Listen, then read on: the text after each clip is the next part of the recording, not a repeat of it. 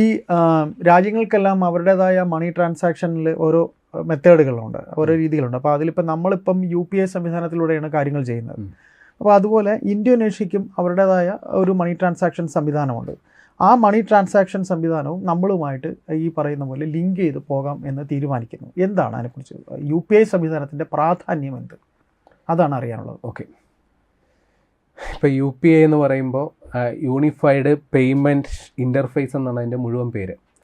നമ്മളത് പല സംവിധാനങ്ങളിൽ ഉപയോഗിക്കുന്നുണ്ട്. ഇപ്പോൾ നമ്മൾ ഉപയോഗിക്കുന്ന Paytm ആയാലും ശരി, ഫോൺപേ ആയാലും ശരി, ഗൂഗിൾ പേ ആണെങ്കിലും ശരി, ഇതിൻ്റെ അടിസ്ഥാനം ഈ UPI ആണ്.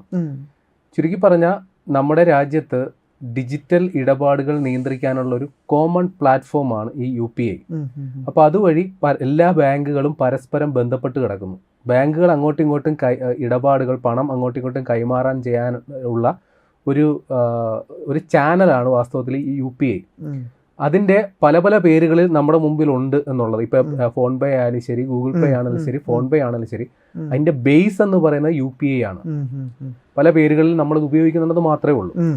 അപ്പം നിലവിൽ നമ്മുടെ പ്രധാനമന്ത്രി ഇന്തോനേഷ്യയിൽ സന്ദർശനത്തിന് ചെന്നപ്പോൾ അവിടെ ഈ UPIക്ക് സമാനമായ ഒരു പേയ്മെൻറ്റ് പ്ലാറ്റ്ഫോം ഉണ്ട്. അപ്പോൾ അതിൻ്റെ പേര് quick response code Indonesian standard എന്നുള്ളതാണ്. QRIS എന്നാണ് അതിൻ്റെ ചുരുക്കം. നമ്മൾ UPI എന്നാണ് അറിയപ്പെടുന്നതെങ്കിൽ അവിടെ അത് QRIS എന്നുള്ളതാണ്. അപ്പോൾ ഇതും നമ്മുടെ UPIയുമായിട്ട് പരസ്പരം സഹകരിച്ച് ബന്ധപ്പെടുത്തി പ്രവർത്തിക്കാനായിട്ട് തത്വത്തിൽ തീരുമാനമായിട്ടുണ്ട് എന്നുള്ളതാണ്. അപ്പോൾ ഇത് നമ്മുടെ UPI അംഗീകരിക്കുന്ന 11ാമത് രാജ്യമാണ് ഇന്തോനേഷ്യ. ഇതിനു മുമ്പ് 10 രാജ്യങ്ങൾ നമ്മുടെ UPIയെ അവർ അംഗീകരിച്ചിട്ടുണ്ട്, അല്ലെങ്കിൽ പരസ്പരം ബന്ധപ്പെടുത്തി പ്രവർത്തിക്കാൻ തീരുമാനിച്ചിട്ടുണ്ട്. ഇപ്പോൾ രാജ്യങ്ങളെന്ന് പറയുകയാണെങ്കിൽ Singapore, UAE, Nepal, Bhutan, Sri Lanka, Qatar, Cambodia, France, Greece, Mauritius, ഇത്രയും രാജ്യങ്ങൾ ഇതിനോടകം UPIയെ അംഗീകരിച്ചിട്ടുണ്ട്, അല്ലെങ്കിൽ UPI ആയിട്ട് ബന്ധപ്പെടുത്തി പ്രവർത്തിക്കാൻ അവർ റെഡിയാണ്. കൂടെയാണ് ഇപ്പോൾ ഇന്തോനേഷ്യയും വരുന്നത്. ഇപ്പോൾ ഇന്തോനേഷ്യ എന്തുകൊണ്ട് ഈ UPIയെ സ്വീകരിക്കുന്നു എന്ന് പറഞ്ഞു കഴിഞ്ഞാൽ അതിൻ്റെ ഉത്തരം വളരെ ലളിതമാണ്. ഇന്ത്യയും ഇന്തോനേഷ്യയുമായിട്ട് വളരെ അടുത്ത സൗഹൃദം പുലർത്തുന്ന 2 രാജ്യങ്ങളാണ്. ഇന്ത്യയിലെ ഒരു വലിയൊരു ഇന്ത്യൻ ജനസമൂഹം ഇന്തോനേഷ്യയിൽ നിലവിൽ അവിടെ താമസിക്കുന്നുണ്ട്. ഒന്ന്, ഇന്ത്യയിൽ നിന്ന് ലക്ഷക്കണക്കിന് ആളുകൾ ഇന്തോനേഷ്യയിൽ വിനോദസഞ്ചാരികളായിട്ട് പോകുന്നുണ്ട്. പ്രത്യേകിച്ച് അവിടെ ബാലി എന്ന് പറയുന്ന ഒരു ടൂറിസ്റ്റ് ഡെസ്റ്റിനേഷൻ ലോകപ്രശസ്തമാണ്.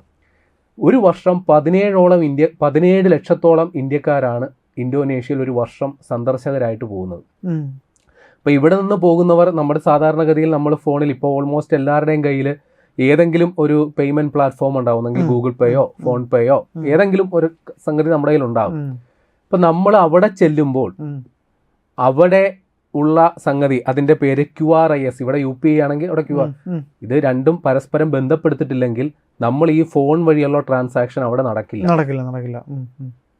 അപ്പം നമുക്ക് അതിന് ബദലായിട്ട് വല്ല വിസയോ മാസ്റ്റർ കാർഡോ അതേപോലുള്ള ക്രെഡിറ്റ് കാർഡുകൾ ഉപയോഗിക്കാം. പക്ഷേ ഈ സംവിധാനം അവിടെ നടപ്പില്ല. അപ്പോൾ അങ്ങനെ പരസ്പരം ബന്ധപ്പെടുത്തി ഉപയോഗിക്കാനായിട്ടുള്ള ഒരു അവസരം ഒരുക്കുക എന്നുള്ളതാണ് 2 രാജ്യങ്ങളും തമ്മിൽ ഇപ്പോൾ ധാരണയായിരിക്കും. കൂടാതെ ഇന്തോനേഷ്യയിലുള്ള QRIS എന്ന് പറയുന്ന ആ ഒരു സംവിധാനം അവിടെ ഏകദേശം 4 കോടിയോളം വരുന്ന ചെറുകിട കച്ചവടക്കാർ അതിൻ്റെ ഉപഭോക്താക്കളാണ്. ഇപ്പം ഇന്ത്യയിൽ സന്ദർശകരായിട്ട് ചെല്ലുന്നവർ അല്ലെങ്കിൽ ഇന്ത്യക്കാരായിട്ട് അടക്കമുള്ളവർ അവിടെ ചെല്ലുന്നവർ അവിടെ ചെന്നെന്തെങ്കിലുമൊക്കെ സാധനം വാങ്ങുമ്പോൾ അവരുടെ കയ്യിലുള്ളത് ഫോൺ പേയോ ഗൂഗിൾ പേ ആണെങ്കിൽ അവിടെ നേരിട്ട് ട്രാൻസാക്ഷൻ നടക്കില്ല. ഇത് സ്കാൻ ഇപ്പോൾ രണ്ടും ലിങ്ക് ചെയ്തിരിക്കുന്നതുകൊണ്ട് നമ്മുടെ കയ്യിലുള്ള ഫോണിലുള്ള സംവിധാനം ഉപയോഗിച്ച് അവിടെ സ്കാൻ ചെയ്ത് അവിടെ പേയ്മെന്റ് നടത്താം. ഇതിന്റെ പിന്നിലൊരു വമ്പൻ പരിപാടിയുണ്ട്. അപ്പോൾ നമ്മൾ പൊതുവെ 2 സംവിധാനങ്ങൾ ലിങ്ക് ചെയ്തു, അവിടെ ചെല്ലുന്നവർക്ക് സാധനങ്ങൾ മേടിക്കാൻ എളുപ്പമാണെന്ന് പറയുമ്പോഴും ഇതിന്റെ ഉള്ളിൽ വളരെ നിർണായകമായ അതിസങ്കീർണമായ ഒരു നയതന്ത്ര തന്ത്രം, ഒരു ഗൂഢതന്ത്രം ഇരിപ്പുണ്ട്. അത് അമേരിക്കക്കെതിരെയുള്ള പണിയാണ്. കാരണം ലോകത്ത് നമ്മൾ എവിടെ മറ്റൊരു രാജ്യത്ത് സന്ദർശനം പോകുന്നെങ്കിലും അവിടെ ഇതിനു മുമ്പ് നമ്മൾ അവിടെ എന്തെങ്കിലും സാധനം വാങ്ങാനും മറ്റോ ട്രാൻസാക്ഷൻ ഉപാധിയായിട്ട് ഉപയോഗിച്ചിരുന്ന ഡോളറാണ്. അപ്പോൾ ഈ ഇങ്ങനെ ഇന്റർലിങ്ക് ചെയ്യുമ്പോൾ ഇന്നത്തെ ഡോളർ സൈഡിൽ ഇരിക്കത്തേ ഉള്ളൂ. 2 രാജ്യങ്ങൾ അവരവരുടെ കറൻസിയിൽ അങ്ങോട്ടും ഇങ്ങോട്ടും ട്രാൻസാക്ഷൻ ഡീൽ ചെയ്യും. അപ്പോൾ ചുരുക്കി പറഞ്ഞാൽ ഇത് അമേരിക്കക്കെതിരായിട്ടുള്ള ഒരു 8ന്റെ പണിയാണ് വാസ്തവത്തിൽ. ഡോളറിന്റെ വില കുറയുന്നു. ഡോളറിന്റെ വില കുറയുന്നല്ല, ഡോളർ ഇനി വേണ്ട. ഡോളറിന് വില ഉണ്ടാകുന്നത് എന്തുകൊണ്ടാ? നമ്മൾ അതിന്റെ ആവശ്യക്കാരാവുന്നത്. അപ്പൊ ഡോളറിനെ മാറ്റി നിർത്തുക എന്നുള്ള ഒരു ഹിഡൻ അജണ്ടയുണ്ട്. പക്ഷെ അത് പ്രത്യക്ഷത്തിൽ പറഞ്ഞു കഴിഞ്ഞാൽ ട്രംപ് പിണങ്ങിയാൽ എന്ത് ചെയ്യും? അപ്പൊ അതാണ് ഇതിന്റെ ആന്തരികമായിട്ടുള്ള സാധനം. മനസ്സിലാവുന്നുണ്ടോ? അപ്പൊ ഇവിടെ എന്തുകൊണ്ട് ഇത് ഈ UPIക്ക് ഇത്ര വലിയ ഒരു സ്വീകാര്യത കിട്ടുന്നു? കാര്യം ലോകത്തെ ഏറ്റവും കൂടുതൽ ഡിജിറ്റൽ ട്രാൻസാക്ഷൻ നടക്കുന്ന രാജ്യം ഇപ്പൊ ഇന്ത്യയാണ്. 2016 ഈ UPI ഈ നമ്മുടെ ഈ ഫോൺ വഴിയുള്ള ഇടപാടിനെ കുറിച്ചൊക്കെ നമ്മൾ നിർഭാഗ്യവശാൽ അവിടെ നോട്ട് നിരോധനം പോലെയുള്ള പ്രശ്നങ്ങളൊക്കെ വന്ന സമയത്ത് വലിയ ട്രോൾ ഉണ്ടായി. അന്നത്തെ ധനകാര്യ മന്ത്രിയായിരുന്ന ചിദംബരം പാർലമെന്റിൽ നടത്തിയ പ്രസ്താവന, ഇതുപയോഗിച്ച് ഈ ഡിജിറ്റൽ പണമിടപാട് വെച്ച് ചെറുകിട കച്ചവടക്കാരുടെ അടുത്ത് എങ്ങനെ, അവർക്ക് ഇതിനുള്ള സംവിധാനം ഇല്ലാതെ എങ്ങനെ ഇത് പ്രാവർത്തികമാകും?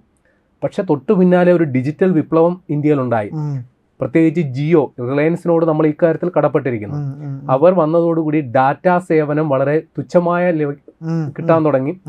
ഇവിടെ ഒരു 2G മാറി 3Gയും 4Gയും വളരെ പെട്ടെന്നെത്തി.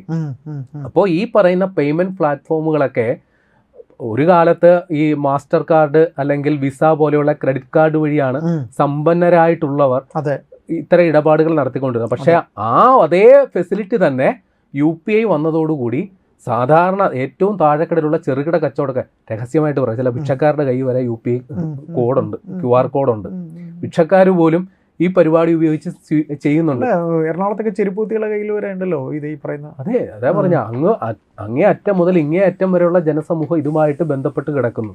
പിന്നെ ഇതിന്റെ കണക്ക് പറയുകയാണെങ്കിൽ ഇന്ത്യയിൽ നടക്കുന്ന UPI ഇടപാടുകൾ എന്ന് പറയുന്നത് 1400 കോടിയിലധികം ഇടപാടാണ് ഒരു വർഷം ഇന്ത്യയിൽ നടക്കുന്ന ഇത്തരത്തിലുള്ള ഇടപാട്, ഡിജിറ്റൽ ട്രാൻസാക്ഷൻ. ആ ഇടപാടിലൂടെ 20 ലക്ഷം കോടി രൂപയുടെ ഇടപാടാണ് നടന്നുകൊണ്ടിരിക്കുന്നത്. അപ്പൊ ലോകത്ത് ഏറ്റവും കൂടുതൽ ഇത്തരത്തിൽ ഡിജിറ്റൽ ട്രാൻസാക്ഷൻ നടക്കുന്ന ഇന്ത്യയിൽ ആ റെക്കോർഡ് കിട്ടാൻ കാരണം 1 രൂപയുടെ മിഠായി മേടിച്ചാൽ പോലും ഇപ്പൊ UPI ട്രാൻസാക്ഷൻ ആണ് നടക്കുന്നത്. അപ്പോൾ ഈ ഡിജിറ്റൽ ട്രാൻസാക്ഷന്റെ എണ്ണം കൂടുന്നു. അപ്പൊ സ്വാഭാവികമായിട്ട് ഇതിന്റെ വിശ്വാസ്യതയെ കുറിച്ച് നമുക്കൊരു സംശയം തോന്നും. ഇത് എന്തെങ്കിലും പറ്റിയാലോ? പണ്ട് കാലത്ത് ഇതിനോട് മടിച്ചു നിന്നതിന്റെ കാരണം ഇപ്പോഴും ഉണ്ട് കേട്ടോ. ഒരു വിഭാഗം ആൾക്കാർ ഇത് ചെയ്താൽ കാശ് കിട്ടുമോ ഇല്ല എന്നുള്ള ഉറപ്പില്ല, തട്ടിപ്പുകൾ നടക്കുന്നില്ല എന്ന് ഞാൻ പറയുന്നില്ല. പക്ഷേ ഇതിന്റെ വിശ്വാസ്യത ഉറപ്പുവരുത്താൻ വേണ്ടി റിസർവ് ബാങ്ക് വളരെ വലിയ രീതിയിൽ, കാര്യം ബാങ്കുകൾ വഴി ബന്ധപ്പെടുത്തിയിട്ടുള്ളത് കൊണ്ട് റിസർവ് ബാങ്കിന്റെ നേരിട്ടുള്ള മേൽനോട്ടം ഇതിനുണ്ട്. കൂടാതെ നാഷണൽ പേയ്മെന്റ് കോർപ്പറേഷൻ എന്നൊരു സംഗതി ഇതിന്റെ മൊത്തം മോണിറ്റർ ചെയ്യുന്നുണ്ട് ഇതെല്ലാം. അപ്പൊ ഇതിന്റെ വിശ്വാസ്യത ഉറപ്പുവരുത്തുക. ഇപ്പോൾ ഒരു മെസ്സേജും വരുന്നുണ്ട്. നമ്മളിപ്പോൾ ഗൂഗിൾ പേ വഴിയാണെങ്കിൽ ഒരു പേയ്മെന്റ് പോകുമ്പോൾ ട്രസ്റ്റ് എന്നൊക്കെ പറഞ്ഞിട്ട് ഒരു സാധനം, ഒരു മെസ്സേജ്. അതായത് ഇത് ഉപയോഗിക്കുമ്പോൾ നാം പറഞ്ഞല്ലോ, ഇതിന്റെ ഗുണം പോലെ തന്നെ ഇതിന്റെ ദോഷവശങ്ങളും ഉണ്ട്. ഒരുപാട് തട്ടിപ്പുകളൊക്കെ നടക്കുന്നുണ്ട്. ഒരുപാട് ഇതിനെക്കുറിച്ച് കൃത്യമായ ജാഗ്രത ഇല്ലാത്തവരെ പെട്ടെന്ന് പറ്റിക്കാനും പറ്റും. അപ്പോൾ വളരെ സൂക്ഷിച്ച് വേണം ഇത് ചെയ്യാൻ. ഇത് കാര്യങ്ങൾ ലളിതമാണ് എന്നതുപോലെ തന്നെ കോംപ്ലിക്കേറ്റഡും ആണ്. അപ്പോൾ സൂക്ഷിച്ചില്ലെങ്കിൽ പണി കിട്ടും. സൂക്ഷിച്ചാൽ ഇതേപോലുള്ള സൗകര്യപ്രദമായ ഒരു സാധനമില്ല. ഏതായാലും നാഷണൽ പേയ്മെന്റ് കോർപ്പറേഷൻ ഈ കാര്യങ്ങൾ ചെയ്യുന്നതുകൊണ്ടുകൂടി ഇതിന്റെ വിശ്വാസ്യതയും മറ്റുമൊക്കെ ഉറപ്പാക്കിയിട്ടുണ്ട്. കാര്യം ബാങ്കുകൾ തമ്മിലാണ് പരസ്പരം ബന്ധിപ്പിക്കുന്നത്. അതിനുള്ള പല ചാനലുകൾ മാത്രമാണ് നമ്മുടെ ഈ ഗൂഗിൾ പേയും പേടിഎമ്മും അതേപോലുള്ള സംഗതികളെല്ലാം. പക്ഷെ ഇപ്പോഴും ഡിജിറ്റൽ ഇടപാടുകളുടെ മൂല്യം കണക്കാക്കുമ്പോൾ ഏറ്റവും കൂടുതൽ ഇടപാട് നടക്കുന്ന ചൈനയാണ്. കാരണം അവിടെ വലിയ വലിയ ട്രാൻസാക്ഷന് വേണ്ടിയിട്ടാണ് ഡിജിറ്റൽ പേയ്മെന്റുകൾ നടക്കുന്നത്. പക്ഷെ എണ്ണം വെച്ച് നോക്കുമ്പോൾ ഏറ്റവും കൂടുതൽ നടക്കുന്നത് ഇന്ത്യയിലാണ്. അപ്പൊ ഇന്ത്യ കഴിഞ്ഞാൽ ഏറ്റവും കൂടുതൽ നടക്കുന്ന രാജ്യം ബ്രസീലാണ്. അപ്പോൾ അമേരിക്ക പോലും ഈ ഏരിയയിൽ ഇല്ല, മനസ്സിലാക്കണം. അപ്പോൾ ചില വിദേശികളൊക്കെ ഇവിടെ വന്ന് ഇവിടെയുള്ള സാധാരണ കടകളിൽ പോലും ഈ ഓൺലൈൻ പേയ്മെന്റ് സംവിധാനമൊക്കെ കാണുമ്പോൾ അവർ ഞെട്ടുന്നുണ്ട്.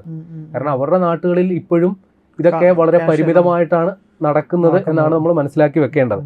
അപ്പോൾ ഈ രീതിയിൽ ഇന്ത്യ ഒരു ഡിജിറ്റൽ രംഗത്ത് അല്ലെങ്കിൽ ഡിജിറ്റൽ പണമിടപാട് രംഗത്ത് ലോക രാജ്യങ്ങൾക്കൊരു മാതൃക എന്ന രീതിയിൽ വളർന്നു വരുന്നുണ്ട്.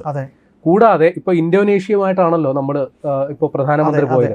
അവര് ഈ UPI മാത്രമല്ല കടമെടുക്കാൻ അല്ലെങ്കിൽ UPIയുമായിട്ട് ബന്ധപ്പെടാൻ മാത്രമല്ല ആഗ്രഹിക്കുന്നത്. അവർ ഇന്ത്യയുടെ ONDC എന്ന് പറയുന്ന സംഗതി, അതായത് അതിന്റെ മുഴുവൻ പേര് open network four digital commerce എന്നാണ് അതിന്റെ മുഴുവൻ പേര്. നമ്മുടെ നാട്ടിൽ ഇപ്പൊ ചേട്ടന്റെ ഫോണിലൊക്കെ കാണാം, ആമസോണും ഫ്ലിപ്കാർട്ട് അതൊക്കെ ബഹിരാഷ്ട്ര കമ്പനികളാണ്. സാധാരണ കച്ചവടക്കാർക്ക് അതിന്റെ സാധ്യത പ്രയോജനപ്പെടുത്തുന്നതിന് പരിമിതികളുണ്ട്. അപ്പോൾ ഈ ചെറുകിട കച്ചവടക്കാർക്ക് പോലും ഡിജിറ്റൽ വഴി ഇടപാടുകൾ നടത്താൻ, കച്ചവടം നടത്താൻ വേണ്ടിയിട്ട് സർക്കാർ ആവിഷ്കരിച്ച ഒരു പ്ലാറ്റ്ഫോമാണ് ONDC. അപ്പൊ ഇതുമായിട്ട് ലിങ്ക് ചെയ്തിട്ടുള്ള കമ്പനികളെ ഇപ്പൊ പേടിഎം പോലെയുള്ള UPI ട്രാൻസാക്ഷൻ ചെയ്യുന്ന ഇതുണ്ടല്ലോ, ആപ്ലിക്കേഷൻസ് ഉണ്ടല്ലോ, അപ്പൊ അതിലൂടെ നമുക്ക് ഇത്തരം സ്ഥാപനങ്ങളെ തിരിച്ചറിയാനായിട്ട് പറ്റും, ONDC വഴി ഉള്ളത്. അതൊന്ന്. പിന്നെ നമ്മുടെ രാജ്യത്ത് നടപ്പിലാക്കിയ ആധാർ, അറിയാലോ, തിരിച്ചറിയൽ രേഖ, ഇതും ഇന്തോനേഷ്യ നമ്മുടെ നിന്ന് പകർത്താൻ ആഗ്രഹിക്കുന്നുണ്ട്. കൂടാതെ ഡിജി ലോക്കർ എന്ന് പറയുന്ന ഒരു സംവിധാനം നമ്മുടെ രാജ്യത്തുണ്ട്. അതായത് അതൊരു ക്ലൗഡ് അധിഷ്ഠിത, ക്ലൗഡ് എന്ന് പറഞ്ഞു കഴിഞ്ഞാൽ നമ്മുടെ സെർവറാണ്.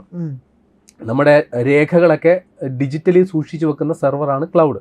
അപ്പൊ അത്തരത്തിലുള്ള ഒരു ഡിജി ലോക്കർ, നമ്മുടെ രേഖകൾ, വിലപ്പെട്ട ഡോക്യുമെന്റ്സ് എന്തൊക്കെ ഉണ്ടെങ്കിൽ അത് സൂക്ഷിക്കാനായിട്ടുള്ള സംവിധാനമാണ് ഡിജി ലോക്കർ.